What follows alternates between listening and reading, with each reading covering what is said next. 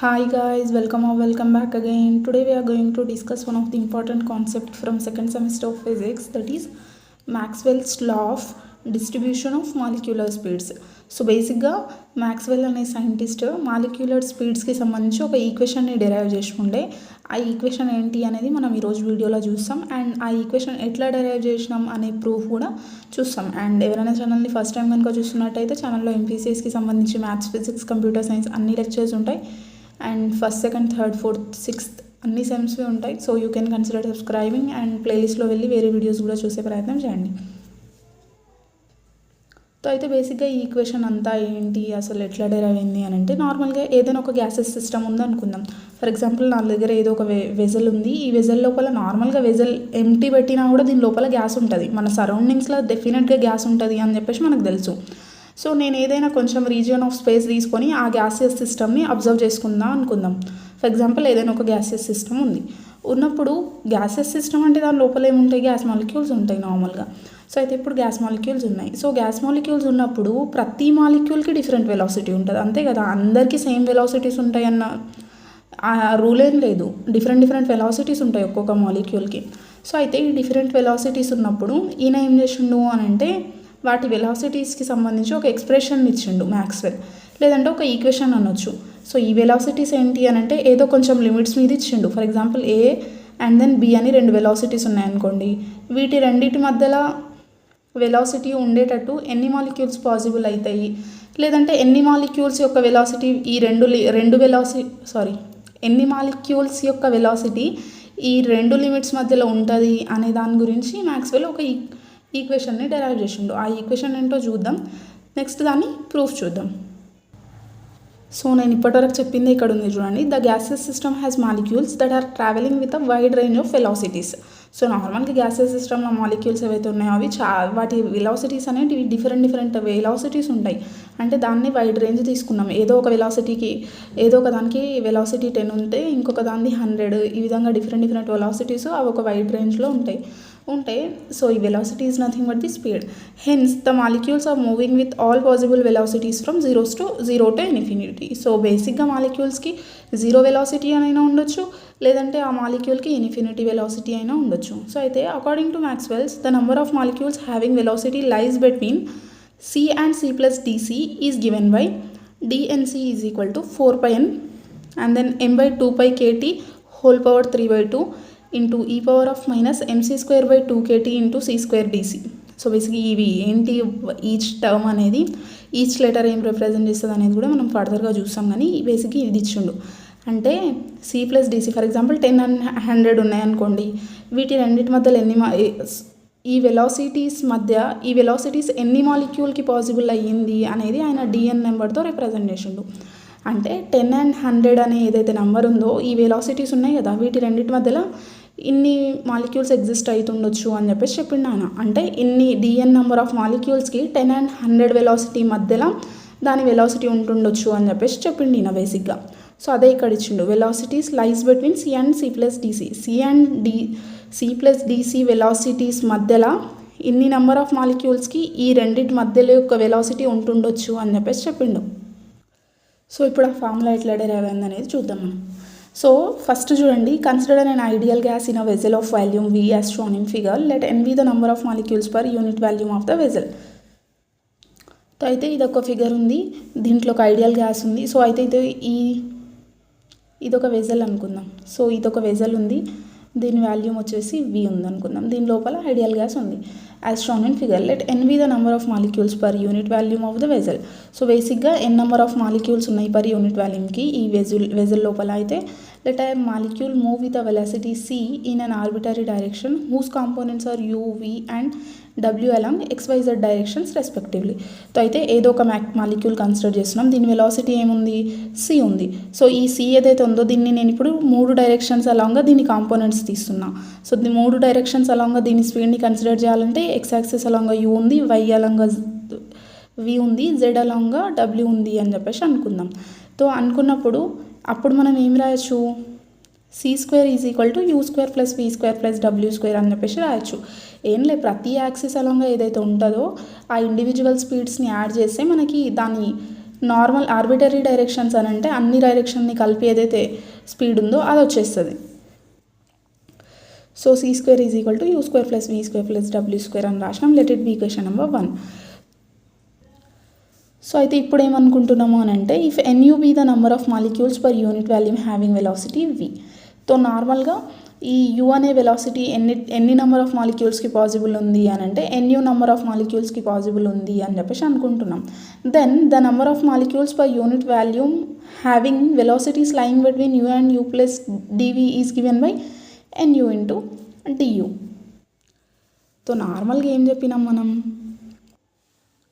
ఇది ఏదైనా unit volume ఉంటే ఇందులో u స్పీడ్ ఎవరికి ఉంటుందని చెప్పినాం, NU నెంబర్ ఆఫ్ మాలిక్యూల్స్కి ఉంటాయని చెప్పినాం. NU ఎవరికి ఉంది, జస్ట్ 1 వాల్యూమ్కి, దట్ ఈస్ యూనిట్ వాల్యూమ్లో NU number of molecules exist అవుతాయి ఆఫ్ వెలాసిటీ VU అని చెప్పేసి. సో అయితే ఇప్పుడు ఏం చెప్తున్నాం, u and u plus du మధ్యలో ఎంతమందికి ఉండొచ్చు, ఎన్ని నెంబర్ ఆఫ్ మాలిక్యూల్స్ ఉండొచ్చు ఈ స్పీడ్తోని అని అంటే NU ఇంటూ du అని చెప్పేసి చెప్తున్నాం. Unit వాల్యూమ్కి NU. సో ఇప్పుడు మనకి u and u plus du మధ్యలో కన్సిడర్ చేసినప్పుడు వీటి రెండింటి మధ్యలో డిస్టెన్స్ ఎంత ఉంది, du ఉంది.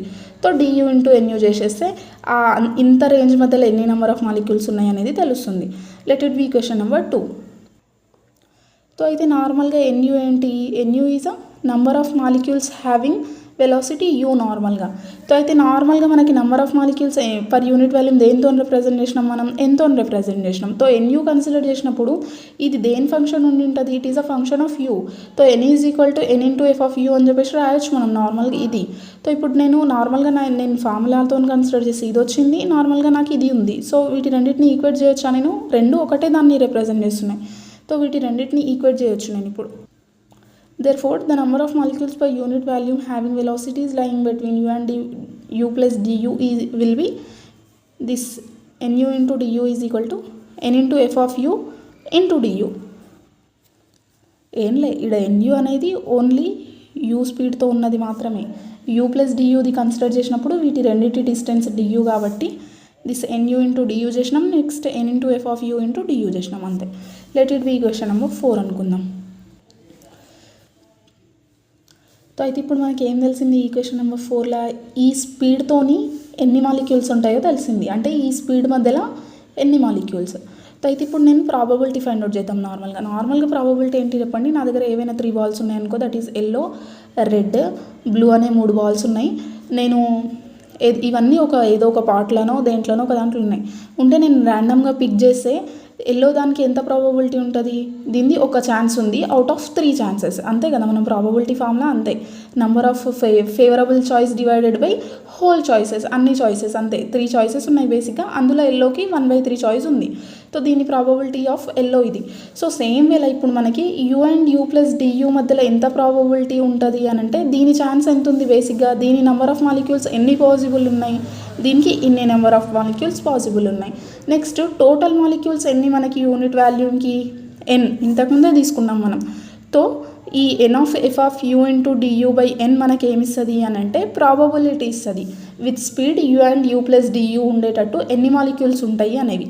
సో అయితే ద ప్రాబబిలిటీ దట్ ఆ molecules selected at random will have the velocity lying between u and u plus du will be. So దీన్ని క్యాన్సిల్ చేసేస్తే f of u into du. ఏం లేదు చూడండి, ఈ వెలాసిటీకి సంబంధించిన మాలిక్యూల్స్ ఎన్ని ఉన్నాయి, ఇన్ని మాలిక్యూల్స్ ఉన్నాయి, డివైడెడ్ బై టోటల్ మాలిక్యూల్స్ ఎన్ని ఉంటాయి యాక్చువల్గా యూనిట్ వాల్యూమ్కి n. సో n ఇది డివైడ్ చేసేస్తే n క్యాన్సిల్ అయిపోయి f of u into du మిగిలింది 5. సేమ్ వేళ సిమిలర్గా probability of molecules having velocities with this v and d plus v and v plus dv ఏమవుతుంది, f of v into dv అవుతుంది. Same వేళ w and w plus dw ఉండేటట్టు velocities ఉండేటట్టు ఎన్ని molecules ఉంటాయి, f of w into dw ఉంటుంది. Let it be equation number 7, 5 and 6. So టోటల్గా ఇవి ప్రాబబిలిటీస్ వచ్చినాయి. సో అయితే ఇవి ఇండివిజువల్ ప్రాబబిలిటీస్. ఇప్పుడు నాకు నార్మల్గా టోటల్ ప్రాబబిలిటీ కావాలి. ద టోటల్ ప్రాబబిలిటీ దట్ ఆ molecule have the velocity lying between u and u plus dv, v and v plus dv, w and w plus dw will be. వీటన్నిటిని multiply చేయాలి నార్మల్గా. Probability of ABC is equal to probability of A, probability of B, probability of C. So same వేళ వీటి మూడింటిని multiply చేసేస్తే మనకి ఈ విధంగా ప్రోడక్ట్ వచ్చేస్తుంది. Let it be equation number 8. ఏం లే, ఇవన్నీ f of u, f of v, f of w ఒక దగ్గర రాసినాం, du, dv, dw ఒక దగ్గర రాసినాం. సో అయితే బేసిక్గా it is a probability of a single molecule. So ఇదే మనకి the number of such molecules per unit volume will be. Unit వాల్యూమ్లో ఎన్ని నెంబర్ ఆఫ్ మాలిక్యూల్స్ ఉంటాయి అని అంటే ఎంతో మల్టిప్లై చేస్తాం. So n into F of U into F of V into F of W into this whole thing. Let it be equation number 9. So అయితే ఇప్పుడు బేసిక్గా ఈ ఏదైతే మనం ఇనిషియల్గా కన్సిడర్ చేసిన వెజల్ ఏదైతే ఉందో దీంట్లో డియూ డిడబ్ల్యూ డివిలు ఏంటివి, ఇవి జస్ట్ వాల్యూమ్ ఎలిమెంట్స్. సో అంతే, these molecules are contained in the volume element du dv dw in the velocity space as shown in figure. These molecules have the resultant velocity. So బేసిక్గా వీటి resultant velocity ఏమనుకుని ఉంటాం మనం ఇనిషియల్గా c అని చెప్పేసి అనుకుని ఉంటాం కదా. So have the resultant velocity c. So that the number of మాలిక్యూల్స్ని మనం ఏం రాయొచ్చు, ఇంతకుముందు తీసుకున్న ఫార్ములా అలా ఈ మొత్తం ఫంక్షన్ ఏదైతే ఉందో ఇది ఫర్దర్గా మనకి ఇన్ టర్మ్స్ ఆఫ్ cనే వస్తుంది. So n into f of c into du dv dw అని చెప్పేసి రాయొచ్చు. Therefore f of u, f of v, f of w is equal to f of c, which is a function in terms of c square. So where phi of c square is a constant or is a function of c square. So therefore phi of c square is a constant అని చెప్పేసి చెప్పుకున్నాం మనం. బేసిక్గా ఏం లేదు, it is a volume ఉండే కాబట్టి it was constant. So constant ఉంటే మనం ఏం చేయొచ్చు, ఇప్పుడు దీన్ని డిఫరెన్షియేట్ చేస్తే దీని వాల్యూ జీరోనే కదా, జీరోనే డిఫరెన్షియేట్ చేద్దాం. సో నేను ఇక్కడ డిఫరెన్షియేట్ చేసిన దీన్నే మనం ఇంతకుముందు తీసుకున్న phi of c square వాల్యూనే డిఫరెన్షియేట్ చేసి జీరోకి వచ్చింది. Let it be equation number 12. ఇప్పుడు ఈ లెఫ్ట్ సైడ్ టర్మ్ని డిఫరెన్షియేట్ చేద్దాం. లెఫ్ట్ సైడ్ ఎట్లా డిఫరెన్షియేట్ చేసిన అంటే ఈ ఫార్ములా చూడండి, d/dx ఆఫ్ ఏబిసి ఏంటి అని అంటే d/dx of A BC into d/dx of A plus AC into d/dx of B. Next లాస్ట్లో ఇవి రెండు అట్లానే పెట్టుకుందాం, ఏబి సిని డిఫరెన్షియేట్ చేద్దాం. ఏం లే, మిగతా రెండింటిని అట్లానే పెట్టుకొని ఒకదాన్ని డిఫరెన్షియేట్ చేయాలి. నెక్స్ట్ వీటి రెండింటిని అట్లానే పెట్టుకొని ఇది డిఫరెన్షియేట్ చేయాలి. నెక్స్ట్ ఇవి రెండు అట్లానే పెట్టుకొని దీన్ని డిఫరెన్షియేట్ చేయాలి. అంతే. d/d ఆఫ్ ఏబి ఫార్ములా లాగానే ఏ ఇంటూ d/dx ఆఫ్ బి ఎట్లా చేస్తాం plus B into d/dx of A ఎట్లా చేస్తాము అట్లానే. సో చేస్తే ఇవన్నీ వచ్చినాయి నాకు. Let it be equation number 13. So నేను దీంట్లో ప్రతి టర్మ్లో ఎఫ్ ఆఫ్ వి ఉంది, ఎఫ్ ఆఫ్ డబ్ల్యూ ఉంది. సో ఈ విధంగా ఏవైనా రెండు టర్మ్స్ అట్లానే ఉంటున్నాయి కాబట్టి F of U into F of V, F of డబ్ల్యూతో డివైడ్ చేద్దాం. డివైడ్ చేస్తే ఏమొస్తుంది నాకు, నార్మల్గా F dash of U by F of U into Diu వస్తుంది. ఎందుకంటే ఫస్ట్ టర్మ్లో నేను ఇప్పుడు దీన్ని మొత్తంతో డివైడ్ చేసిన అనుకోండి, ఈ రెండు టర్మ్స్ క్యాన్సిల్ అయిపోయి నెక్స్ట్ ఇది ఒకటే మిగులుతుంది F of U. So F dash of U దగ్గర జస్ట్ ఎఫ్ ఆఫ్ యూ మిగులుతుంది, దాని రెస్పెక్టివ్ టర్మే మిగులుతుంది. F dash of U by F of U d u అట్లానే ఉంది. ప్లస్ సేమ్ వేలా F dash of V by F of V, next F dash of W by F of W into డిడబ్ల్యూ is equal to 0. Let it be equation number 14. So అయితే ఇనిషియల్గా మన దగ్గర ఏముందో చెప్పండి, equation c square is equal to v square plus you square plus W square ఉండే. So ఉంటే నేను ఇప్పుడు మనం ఏం చేసినాం, c is a fixed value అని చెప్పేసి చెప్పుకున్నాం. c is a speed which is a fixed value. So ఇప్పుడు దీన్ని డిఫరెన్షియేషన్ విల్ బి 0 కదా.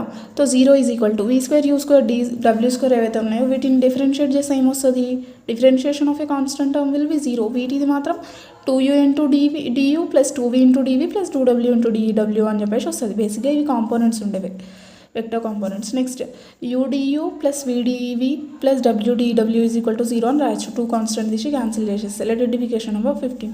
సో నేను ఇప్పుడు దీన్ని బీటాతో మల్టిప్లై చేస్తున్నాను. బీటాతో మల్టిప్లై చేస్తే ఏమొస్తుంది, beta into udu plus beta into vdv plus beta into wdw వస్తుంది.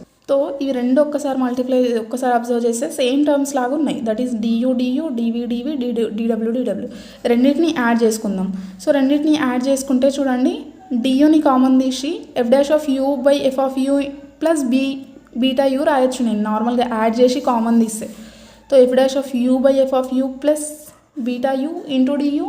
సేమ్ వేలా ఇవి రెండు terms is equal to 0. So అయితే ఇప్పుడు ఏం చెప్పినాం మనం ఇక్కడ, ఇట్ ఈజ్ ఈక్వల్ టు 0కి ఈక్వేట్ చేసినాం. సో 0కి ఈక్వేట్ చేసినప్పుడు డియూ టర్మ్కి ఇక్కడ ఏదైతే 0కి ఈక్వేట్ చేస్తాం, డీవీకి 0కి ఈక్వేట్ చేస్తాం, డీడబ్ల్యూని 0కి ఈక్వేట్ చేస్తాం. సో ఈక్వేట్ చేసినప్పుడు దిస్ టర్మ్స్ కెనాట్ బి 0. ఇవి కెనాట్ బి 0 అయినప్పుడు వీటి coefficients will be 0. So F dash of U by F of U plus beta యూని 0కి ఈక్వేట్ చేసిన అనుకో, నేను అప్పుడు ఏం రాస్తా, F dash of U by F of U is equal to minus beta U రాస్తా. F dash of V by F of B is equal to minus beta we. Next same ఇలా ఈ term అనేది రాస్తా. Let it be equation number 18. So 18 అనుకుంటే మనకి ఇలాంటి values వచ్చినాయి వీటిలో. సో దీన్ని తీసుకొని నేను ఇప్పుడు ఏం చేస్తున్నానంటే, సో నార్మల్గా ఎఫ్ డాష్ని ఎట్లా రిప్రజెంట్ చేసినాం, డిఫరెన్షియేషన్నే రిప్రజెంట్ చేసినాం. F dash you was nothing but the differentiation of F of U. So 1 by F of you differentiation of F of U is equal to minus beta you అని చెప్పేసి రాయొచ్చు మనం. So దీన్ని ఫర్దర్గా integrate చేద్దాం. Integrate చేస్తే ఏమొస్తుంది చెప్పండి, దాని for example differentiation of F of X by F of X is equal to, దీని ఇంటిగ్రేషన్ ఏముండో చెప్పండి, formula log of F of X. ఇదే ఫార్ములా. డిఫరెన్షియేషన్ పైన ఉండి కింద అదే ఫంక్షన్ ఉంటే అది లాగ్ వస్తుంది దాని డిఫరెన్షియేషన్. సో ఇక్కడ డిఫరెన్షియేషన్ టర్మ్ ఉంది ఎఫ్ ఆఫ్ యూ, దాని ఏదైతే వాల్యూ ఉందో అది కింద డినామినేటర్లో ఉంది. సో దీన్ని ఏం రాయొచ్చు నేను, log of F of U రాయొచ్చు. That is equal to minus beta అట్లానే ఉంది ఉన్న తర్వాత యూ యొక్క ఇంటిగ్రేషన్ ఏంటి, U square by 2. So U square by 2 plus కాన్స్టెంట్గా లాగ్ ఏ అని చెప్పేసి రాస్తున్నాం. సో నేను ఆ లాగే ఏదైతే ఉండేనో ఇది ఆర్హెచ్ఎస్లో దాన్ని ఇక్కడ తెచ్చేసుకుంటే మైనస్ టర్మ్ అయిపోయింది. అది అయిన తర్వాత లాగ్ ఏ మైనస్ లాగ్ బీకి ఫార్ములా ఏంటి, log A by B. So log A by B is equal to minus of half beta U square. It is nothing but A, ఇది బీ అనుకొని ఇట్లా రాసినాం. రాసిన తర్వాత ఈ లాగ్ అనేది ఇక్కడ పోయిందనుకోండి, ఇంకొక ఫార్ములా log x బేస్ ఈ ఈజ్ ఈక్వల్ టు ఎన్ ఉంటే X is equal to E power ఎన్ అని చెప్పేసి ఉంటుంది ఫార్ములా. ఈడ ఎన్ ఉంటుంది, ఈడ ఎక్స్ ఉంటుంది నార్మల్గా. Log N base is equal to X అయితే N is equal to E power X అని చెప్పేసి రాస్తాం బేసిక్గా. సో ఈడ ఏముంది, ఇది ఎన్, నెక్స్ట్ ఇదేంటి, ఇది ఎక్స్. సో ఉన్నప్పుడు ఇట బేస్ ఈ ఉంటే ఇప్పుడు మనం ఏం రాయొచ్చు, లాగ్ తీసేసి దిస్ హోల్ థింగ్ ఎన్ ఏదైతే ఉందో ఎన్ is equal to E power this whole X అని చెప్పేసి రాయొచ్చు నార్మల్గా. ఇది ఫార్ములా యూజ్ చేసుకొని ఇట్లా రాసినాం. రాసిన తర్వాత F of U is equal to ఏం రాయొచ్చు నేను, ఈ ఏ ఇక్కడ పోతే A into e power of this whole thing that is equal to A into e power of minus b u square అని చెప్పేసి రాస్తున్నా. ఈ ఏదైతే వాల్యూ ఉందో దీన్ని హాఫ్ బీటాని దట్ ఈస్ బీటా బై 2ని బి అనుకుంటున్నా. సిమిలర్గా ఎఫ్ ఆఫ్ వి వాల్యూ ఏమొస్తుంది, ఇది వస్తుంది. ఎఫ్ ఆఫ్ డబ్ల్యూది ఇది వస్తుంది. ఏం లే, ఇది ఎఫ్ ఆఫ్ యూ కోసం ఇక్కడ యూ ఉండే, ఎఫ్ ఆఫ్ వికి ఇది వి అయిపోతుంది, డబ్ల్యూ అయిపోతుంది. Therefore, next time ratio the number of molecules having the velocity components lying between these three things is given by dn is equal to n into f of u place la adi, f of v place la idi, f of w place la idi రాసేస్తే అయిపోతుంది. ఏం లేదు చూడండి, మనకి ఈ స్పీడ్తో ఎన్ని number of molecules ఉంటాయి అనేవి ఇక్కడ వరకే తెలిసిపోయి ఉండే. కానీ ఇప్పుడు చేసిన ప్రాసెస్ మొత్తంలో ఈ 3 వాల్యూస్ ఫైండ్ అవుట్ చేసుకోనికి ట్రై చేసినాం మనం అంతే. ఈ కాన్సెప్ట్ మొత్తంలో ఏం చేసినాం అనేది నేను లాస్ట్లో మీకు ఒకసారి సమరీ లాగా ఇస్తా. కానీ సో ఈ 3 వాల్యూస్ వీటి ప్లేసెస్లలో సబ్స్టిట్యూట్ చేసినాం ఇప్పుడు. సో సబ్స్టిట్యూట్ చేసిన తర్వాత ఏం చేసినాము అని అంటే వీటి పవర్స్ ఏంటి చూడండి, ఇవేమున్నాయి నార్మల్గా ఈ మూడిట్లా ఏ ఇంటూ ఏ ఏమవుతుంది, ఏ క్యూబ్ అవుతుంది వీటిని మల్టిప్లై చేస్తే. నెక్స్ట్ ఎప్పుడైనా కూడా బేసెస్ సేమ్ ఉండి పవర్స్ డిఫరెంట్ ఉంటే పవర్స్ని యాడ్ చేసేస్తాం. A power M, A power N, A power Z ఉంటే A power of M plus N plus Z అని చెప్పేసి రాయొచ్చు. ఇక్కడ బేసిక్ ఏముంది, బేస్లో ఈ ఉంది, ఈకి పవర్లు ఇదొకటి 3 టర్మ్స్ ఉన్నాయి. వీటిని యాడ్ చేసేసిన అంతే. ఈని అట్లనే పెట్టుకొని వీటిని యాడ్ చేసేస్తే ఏమవుతుంది, అడిషన్లో బి ప్రతి దాంట్లో కామన్ ఉంది. సో మైనస్ బిని కామన్ తీసేస్తే U square plus B square plus W square వచ్చేసింది ఇంటూ డియూ డివి డిడబ్ల్యూ. So where N is the number of molecules per unit volume. So according to the definition of probability ఏంటి చెప్పండి, probability ఎప్పుడైనా 1కి equal అవుతుంది. So therefore integration from minus infinity to infinity F of U F of W into d u d v డిడబ్ల్యూ is equal to 1 అని చెప్పేసి రాయొచ్చు.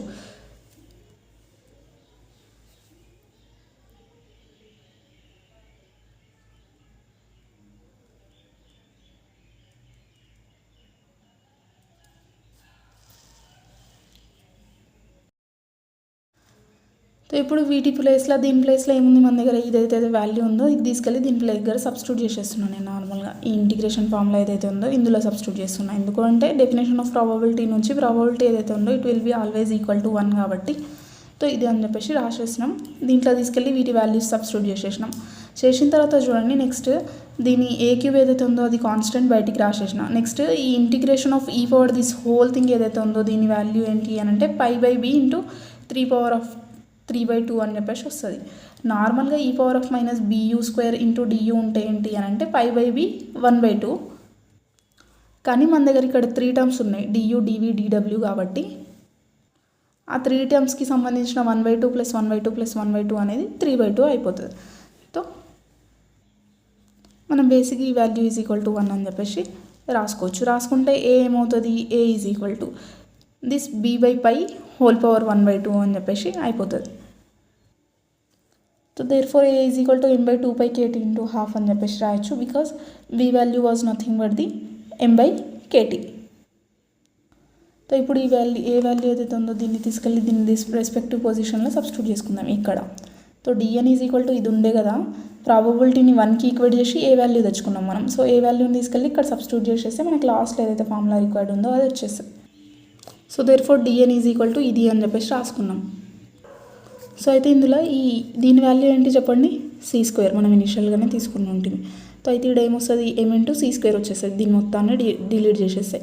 Next du dv dw is nothing but the volume. So వాల్యూమ్ని మనం ఇక్కడ తీసిన తర్వాత volume 4π3πr³ కదా వాల్యూమ్. సో అందులో నుంచి మనకి బేసిక్గా 4πc² డైవ్ అవుతుంది. మనం డైరెక్ట్గా వాల్యూమ్ 4πc² అని చెప్పేసి కూడా రాసినా పర్లేదు. సో రాసిన తర్వాత ఇప్పుడు నేను ఏం చేస్తాను, du dv dw ప్లేస్లో 4πc² dc and then next దీని ప్లేస్లో c² వాల్యూ సబ్స్టిట్యూట్ చేసేస్తాం. సో చేసేస్తే ఇది మొత్తం డిలీట్ అయిపోయి దీని ప్లేస్లో ఇది వచ్చేసింది. నెక్స్ట్ ఇక్కడ m into this whole thing దగ్గర mc² వచ్చేసింది. So yeah that's it. This was the formula initially given by him. So బేసిక్గా ఇన్ని నెంబర్ ఆఫ్ మాలిక్యూల్స్ అనేవి ఈ C+dc వెలాసిటీ మధ్యలో ఉండడానికి చాయిస్ ఉంది అని చెప్పేసి ఆయన చెప్పిండు నార్మల్గా. సో అయితే దీన్ని ప్రాబబిలిటీ ఫైండ్ అవుట్ చేయాలంటే ఏం చేస్తాం మనం, ఈ ఇన్ని number of molecule divided by n చేసేస్తాం. n చేసేస్తే en క్యాన్సిల్ అయిపోయి నార్మల్గా ఇది రాస్తాం formula. So f of c into dc was the probability of molecules lying between C and C+dc is equal to, తో ఎంతో డివైడ్ అయిపోయి ఈ వాల్యూ అనేది వచ్చేస్తుంది.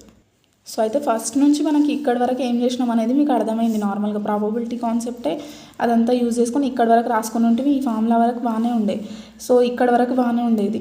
సో ఇక్కడ వరకు బాగానే ఉన్న తర్వాత మనం నెక్స్ట్ ఏం చేసినాము అని అంటే ఇది ఏదైతే ఉందో దీని ప్లేస్లో f of cని ఇంట్రడ్యూస్ చేసినాం. f of cని ఇంట్రడ్యూస్ చేసిన తర్వాత ఇది కాన్స్టెంట్ అని చెప్పేసి చెప్పినాం. కాన్స్టెంట్ అయితే దీని డిఫరెన్షియేషన్ 0 అయిపోతుంది. So f of u, f of v, f of w ఇది డిఫరెన్షియేషన్ ఫైండ్ అవుట్ చేసినాం. డిఫరెన్షియేషన్ ఫైండ్ అవుట్ చేసి ఒక ఈక్వేషన్ వచ్చింది.